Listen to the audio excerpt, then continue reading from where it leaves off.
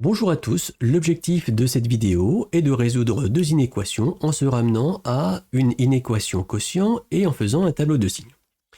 Pour cela, on va commencer par déterminer l'ensemble de définitions de l'inéquation. Ensuite, on va s'arranger pour faire apparaître un 0 dans le membre de droite. On va réduire au même dénominateur le membre de gauche.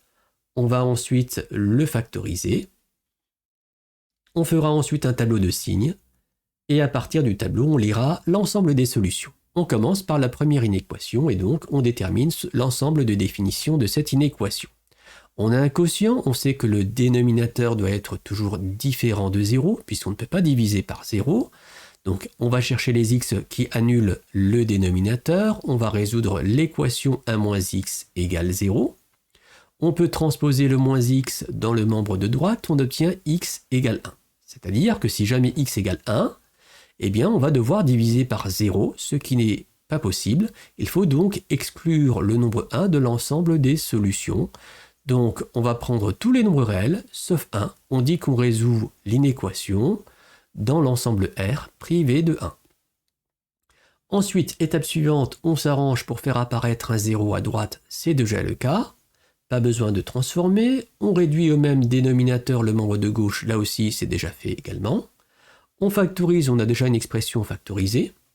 Et on va passer maintenant au tableau de signes. Pour cela, on étudie le signe du numérateur, le signe du dénominateur.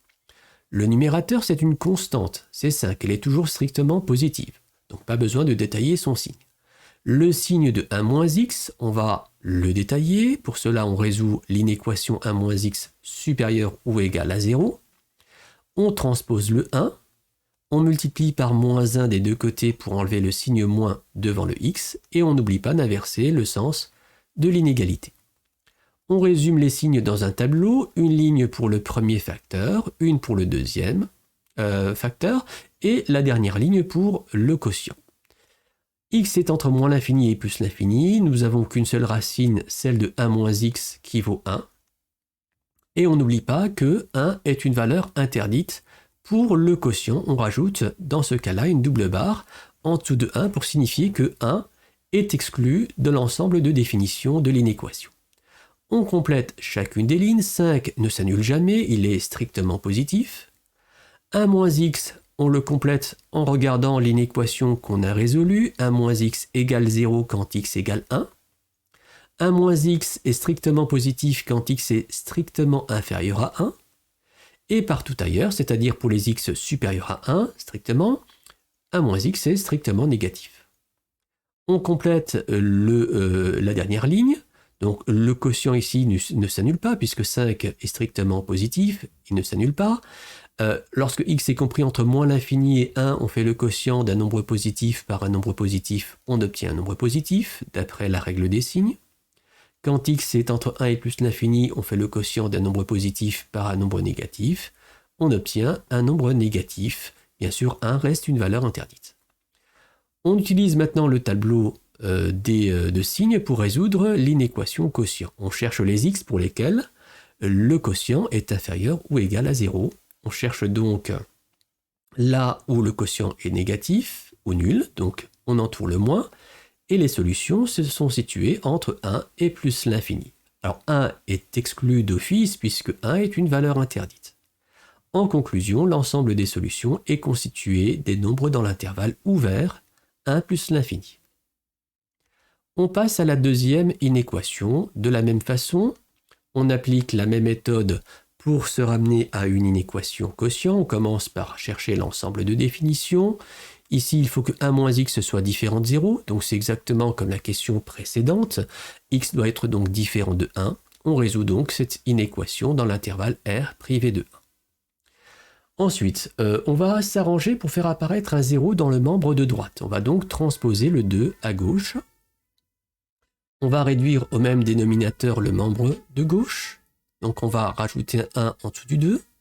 Et on va multiplier en haut et en bas par 1 moins x. Attention, on multiplie par une somme, cette somme doit être entre parenthèses.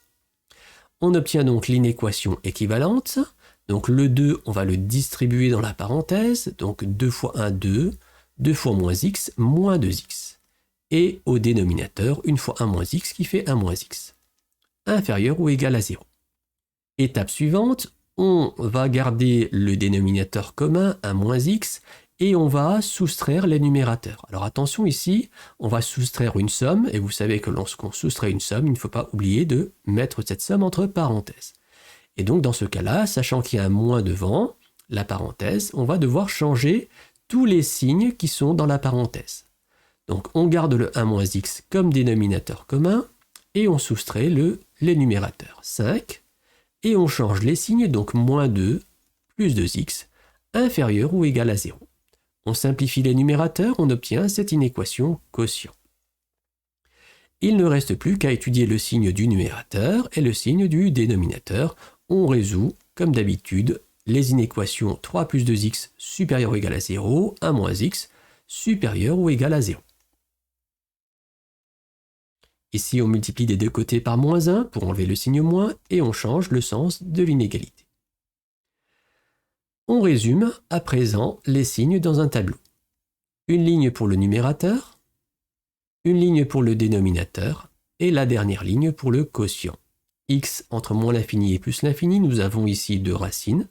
La racine de 1 moins x qui vaut 1, la racine de 3 plus 2x qui vaut moins 3 demi. On rajoute les racines dans l'ordre croissant. On n'oublie pas que 1 est une valeur interdite. Pour le quotient, on rajoute donc une double barre en dessous de 1 pour le quotient. On complète chacune des lignes d'après les inéquations qu'on a résolues. Donc 3 plus 2x égale 0 quand x est égal à moins 3 demi. 3 plus 2x est strictement positif quand x est strictement supérieur à moins 3 demi. Partout ailleurs, c'est-à-dire les x qui sont inférieurs strictement à moins 3 demi. Par déduction, 3 plus 2x est strictement négatif. Pareil pour 1 moins x, il s'annule en x égale 1. 1 moins x est strictement positif pour x strictement inférieur à 1. Et par déduction, partout ailleurs, 1 moins x est négatif. Un quotient est nul lorsque le numérateur est nul. Il s'annule donc, ce quotient s'annule en moins 3 demi. Lorsque x est compris entre moins l'infini et moins 3 demi, on fait le quotient d'un négatif par un positif, on obtient un négatif. Pour les x entre moins 3 demi et 1, on fait le quotient d'un positif par un positif, on obtient un nombre positif. Et pour les x entre 1 et plus l'infini, le quotient d'un positif par un négatif, on obtient un négatif. On utilise maintenant le tableau de signes pour résoudre l'inéquation quotient. On cherche les x pour lesquels le quotient est négatif ou nul. Donc on entoure les moins. Les x correspondants sont situés soit entre moins l'infini et moins 3 demi, soit entre 1 et plus l'infini. Le 1 est exclu d'office puisque c'est une valeur interdite. Moins 3 demi, quand on remplace x par 3 moins 3 demi dans le quotient, on obtient 0. Donc moins 3 demi fait partie de l'ensemble des solutions puisqu'on cherche les x, soit qui annulent le quotient, soit qui rendent le quotient strictement négatif.